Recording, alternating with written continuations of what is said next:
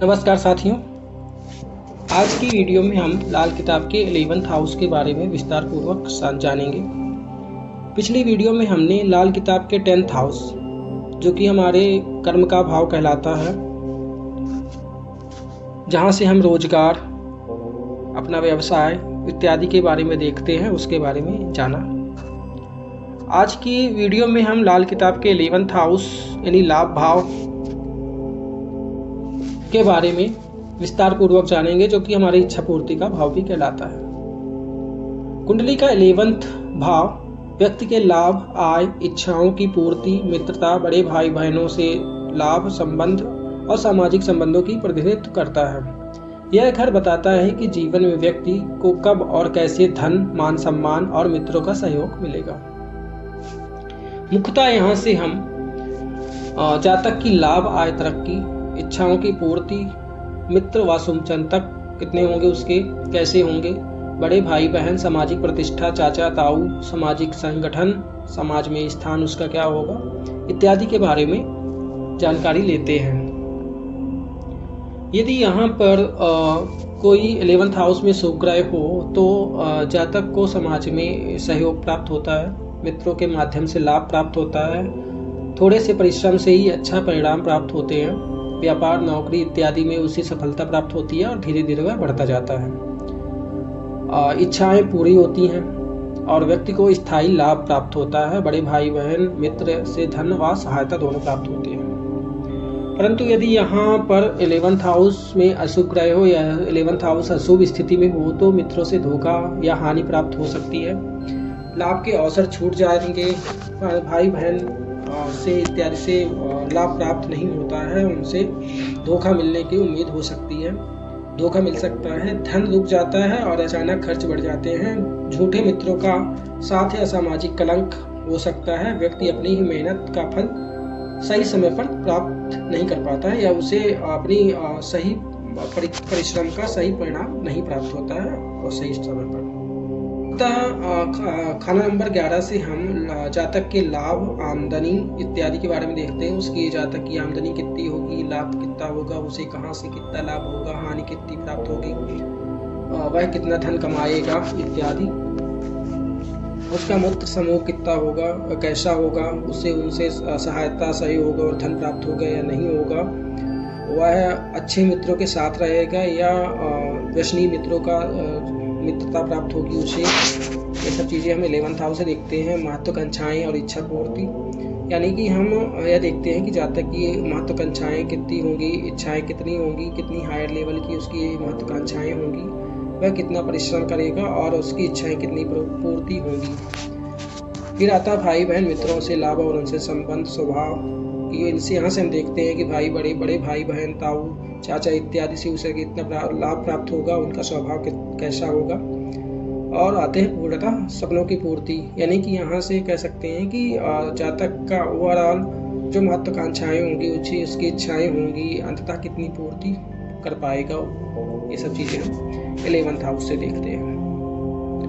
लाल किताब के अनुसार 11th हाउस का मालिक और कारक ग्रह शनि और गुरु को माना गया है। यहाँ पर शनि ग्रह को मालिक और गुरु ग्रह को कारक ग्रह माना गया है। यहाँ पर कोई भी ग्रह उच्च का नहीं होता है तथा नीच का ग्रह बुध को माना गया है। हम कह सकते हैं कि 11th हाउस में शनि गुरु ग्रह हो तो थूथा चना बाजे घना वाले कहावत परिपूर्ण होते हैं। जैसे कि कह सकते हैं कि यदि यहाँ पे बुध अच्छा हो तो गुरु अच्छा फल देता है, यदि बुध खराब हो तो बड़ी बड़ी डींग हाँकने वाला होता है, यानी कि गुरु और शनि यहाँ पर हो तो बड़ी बड़ी बातें करने वाला होगा, परंतु और दिखावा करने वाला होगा, परंतु वह वास्तव में उसकी स्थिति कुछ और ही होगी। और कह सकते हैं कि गुरु और बुध दोनों अच्छे और शुभ स्थिति में हो तो जातक कंजूस स्वभाव का हो सकता है। फिर हम लाल किताब के 11th हाउस के बारे में विस्तार पूर्वक जानेंगे। लाल किताब में 11th हाउस को लिखा गया है गुरु स्थान, न्याय स्थल, न्याय करने का या कराने का जगह, परंतु मगर खुद न्याय नहीं या इंसानी किस्मत की बुनियाद है। यानी 11th हाउस को गुरु का स्थान कहा गया है, न्याय स्थल कहा गया है, न्याय कराने व करने की जगह कहा गई है, और परंतु खुद न्याय नहीं होता है, किस्मत की इंसानी किस्मत की बुनियाद कहा गया है। जो मेहनत करेगा वही उसकी बुनियाद क्रिएट करेगा। फिर लाल किताब के अनुसार लिखा है कि पाप अकेला असर अकेला 3 5 9 11 शनि वालों के का साथ मिले जो असर बढ़े गुना 11। ग्रह 11 जो मंदा होवे असर में सबसे उम्दा हो, घर 11 से चलकर अपने बैठा तख्त पर जिस दिन हो, किस्मत का ग्रह उस तीजे मदद न 5 से होती हो, खाली तख्त 3 11 सोए लिखत शनि से पर चलती हो, उम्र पहले से 11 सक की घर तीजा जब मंदा हो, खुद तीजा हो बेशक रद्दी, मौत आई 8 रोकता हो, खुद बेड़ी को पानी चलावे डुबाते हो नहीं है, ग्रह 11 घर चीज जुलावे मौत खड़ी ही करते हो, घर 11 में जो आवे तासीर शनि वो होता हो, असर अगर उस घर में जावे गुरु जहां पर टेबे में बैठा हो। अब हम इसे संक्षिप्त में समझने की कोशिश करते हैं कि इन पंक्तियों में एक्चुअली में लाल किताब में कहा क्या गया है। तो 11th हाउस में चाहे कोई भी ग्रह होता है, जब वह फल तभी देता है जब केंद्र में कोई ना कोई ग्रह हो। यानी कह सकते हैं कि 11th हाउस में कोई भी ग्रह हो और 1st 3rd 11th में कोई ग्रह ना हो, तो शनि जिस अवस्था में होता है वैसा फल देता है। यानी पहले हाउस, तीसरे हाउस और 9th हाउस में कोई ग्रह ना हो तो वह शनि की स्थिति पर उसका फल डिसाइड होगा। यानी शनि जैसा होगा वैसा उसका 11th हाउस का फल होगा। यदि शनि अच्छा हुआ तो वह अच्छा फल देगा, बुरा हुआ तो बुराई जिंदगी भर निकलेगी। 11th में कोई भी ग्रह हो और 1 4 7 10 खाली या पापी ग्रह हो तो ऐसी अवस्था में पहले वर्ष फल से ही काम करेगा। यानी कहने का मतलब इसका यही है कि 11th हाउस में कोई भी ग्रह हो और 1st 4th 7th 10th यानी केंद्र हाउसेस में कोई ना कोई ग्रह हो या पापी, चाहे वह पापी ग्रह ही क्यों ना हो, तो भी कुंडली पहले ही स्टार्टिंग से ही, जन्म से ही वह काम करना शुरू कर देगी। परंतु यदि 11th हाउस में कोई ग्रह ना हो और केंद्र में भी कोई ग्रह ना हो तो वह कुंडली नाबालिग हो जाती है। चाहे वह केंद्र में पापी ग्रह या 11th हाउस में कोई भी ग्रह ना बैठा हुआ हो तो वह कुंडली नाबालिग कुंडली कहला जाती है। जब 11th हाउस का कोई ग्रह वर्ष फल के अनुसार 3rd हाउस में जाता है तो मौत की कहानी लिखता है। यदि 8th हाउस में कोई ग्रह आ जाए तो मौत को रोक देता है। यानी जब 11th हाउस का ग्रह वर्ष फल के अनुसार जब 3rd हाउस में जाता है तो वह मौत की कहानी लिखता है, यानी मौत दे सकता है। परंतु यदि 8th हाउस में कोई ग्रह आ जाए तो मौत को रोक देता है। यानी 11th हाउस में का ग्रह जब वर्ष फल के अनुसार 3rd हाउस में जाता है और उसके साथ ही 8th हाउस में कोई ना कोई ग्रह हो तो मौत नहीं होती है। उस कंडीशन में उसकी जगह पर कोई ना कोई घटना हो जाती है परंतु मौत नहीं होती है। 11th हाउस का ग्रह ही जिंदगी को चलाता है। यानी कह सकते हैं 11th हाउस से जीवनोपार्जन होता है। यदि 8th हाउस में उसका दुश्मन ग्रह हो तो यदि 11th हाउस की चीज घर लाए तो 8th हाउस का दुश्मन ग्रह उसे मौत खड़ी कर देता है। यानी जब 11th हाउस का ग्रह जो होता है वह 8th हाउस में भी कोई ग्रह हो और वो दुश्मन ग्रह हो 11th हाउस का, तो जब हम 11th हाउस की वस्तु घर में लेकर के आएंगे तो वह मौत की कंडीशन क्रिएट कर देगा। यानी जब 11th हाउस में कोई ग्रह बैठा हुआ हो और 8th हाउस में उसका दुश्मन ग्रह बैठा हो तो 11th हाउस की वस्तु जब हम घर लेकर के आते हैं तो वह मौत क्रिएट कर देता है। परंतु यदि 8th हाउस में 11th हाउस की मित्र ग्रह बैठा हुआ हो और उसकी चीज़ हम लेकर के आते हैं जब घर में, तो वह वहाँ पर सहयोग या बचाव की स्थिति क्रिएट कर देता है। 11th हाउस में चाहे जो भी ग्रह आ जाए, यदि गुरु, चंद्र, सूर्य वो तो बुरा प्रभाव देते हैं, वह शनि का प्रभाव देते हैं। यानी कह सकते हैं कि जब गुरु 11th हाउस में आता है, चंद्र 11th हाउस में आता है, सूर्य 11th हाउस में आता है, तो वह बुरा प्रभाव देते हैं। जैसे यदि 11th हाउस में चंद्र आ जाए तो यह माता की कंडीशन, माता को दुख देता है, दुख वाली स्थिति पता चल जाती है, होने लगता है, दुख होता है।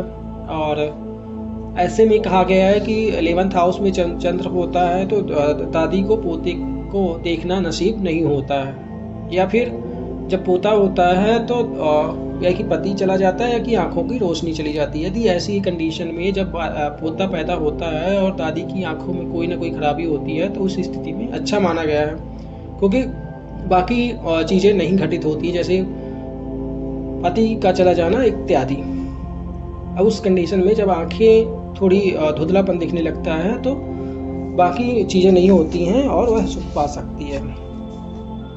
ऐसे में इसका उपाय भी बताया गया। जब हम चंद्र 11th हाउस की बात करेंगे तो इसके उपाय के बारे में भी बात करेंगे कि हमें क्या करना चाहिए जिससे ये कंडीशंस ना हो, यदि आँख की रोशनी भी है दादी की। तो सूर्य 11th में कहा गया है कि इंट्यूटिव पावर, विचार नहीं मिलते, धैर्य नहीं होता, नौकरी छोड़ देने वाला इंसान होता है, स्थायित्व तो नहीं स्थायी होता, जिंदगी में स्थायी नहीं होता है, इंसान के वीर से बेटा पैदा करने की ताकत नहीं रहती, चिड़चिड़ापन जैसे शनि की वस्तुओं का प्रयोग करता है। तो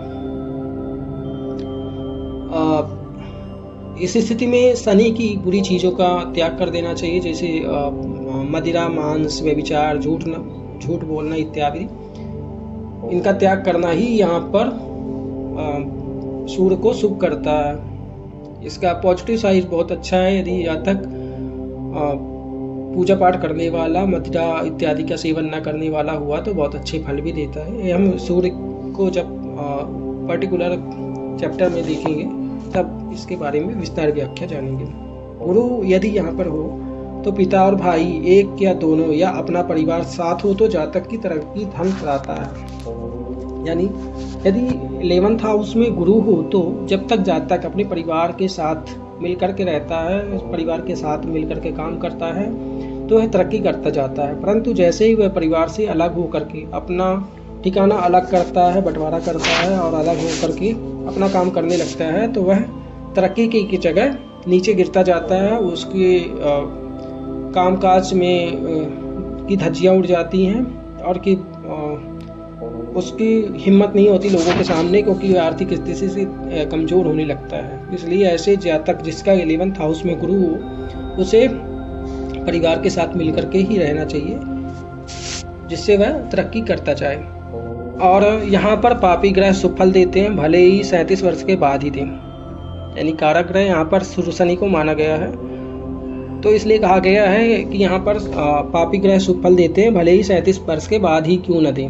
जैसे यहाँ पर बुध, राहु, केतु, शुक्र और राहु, केतु, शुक्र, बुध को पापी ग्रह कहा गया है। शनि के साथ संबंध बनाकर अच्छा फल ही देते हैं। 4th हाउस में गुरु मकान, गुरु के ग्रह घर हर ग्रह के फल अनुसार देता है। 11th हाउस में बैठे हुए ग्रहों में शनि का असर होगा, मगर अंत रिजल्ट गुरु जिस घर में होगा उस घर के संबंधित फायदा या नुकसान देता है।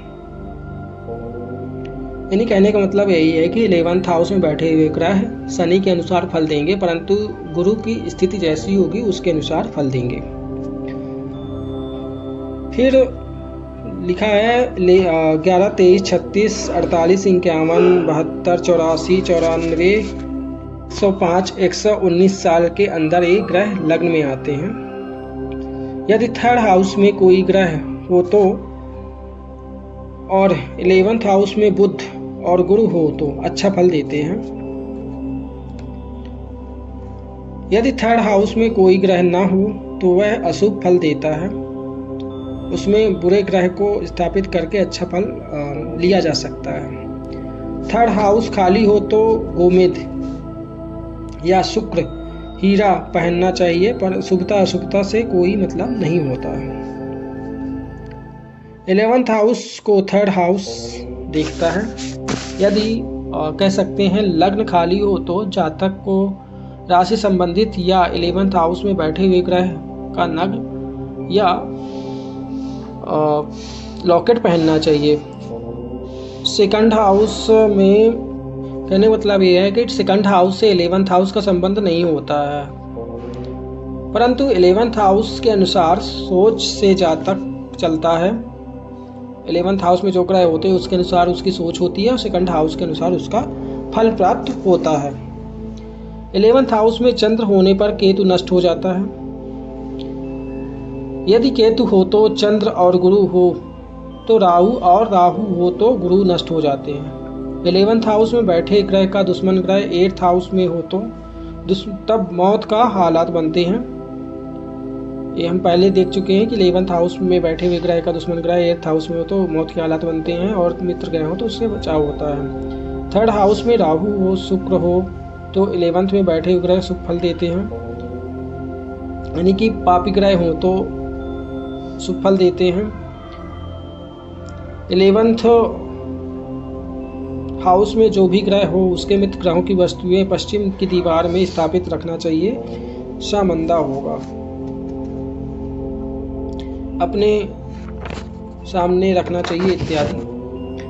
जब पापी ग्रह लग्न में हो तो 9th हाउस में जो भी ग्रह हो उस वर्ष फल में, तो जब आता है वर्ष फल में, तो यदि खाली हो तो गुरु का उपाय करना चाहिए।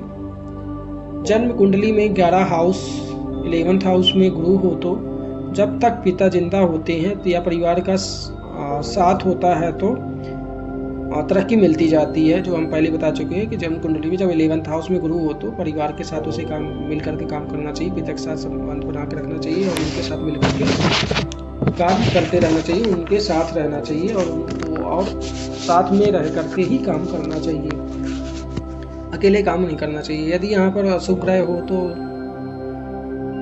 अशुभ ग्रह का काम करना या ऐसे में संबंधित पाप का काम करना हमेशा हानिकारक होता है। तो ये रही लाल किताब के अनुसार 11th हाउस की डिटेल्ड व्याख्या। नेक्स्ट क्लास में हम 12th हाउस के बारे में जानेंगे, जो कि हमारे बेड कंफर्ट और मोक्ष और कर्जे का हाउस माना जाता है। तब तक के लिए यहाँ तक आप सभी का बने रहने के लिए बहुत बहुत धन्यवाद। जय माता दी। धन्यवाद।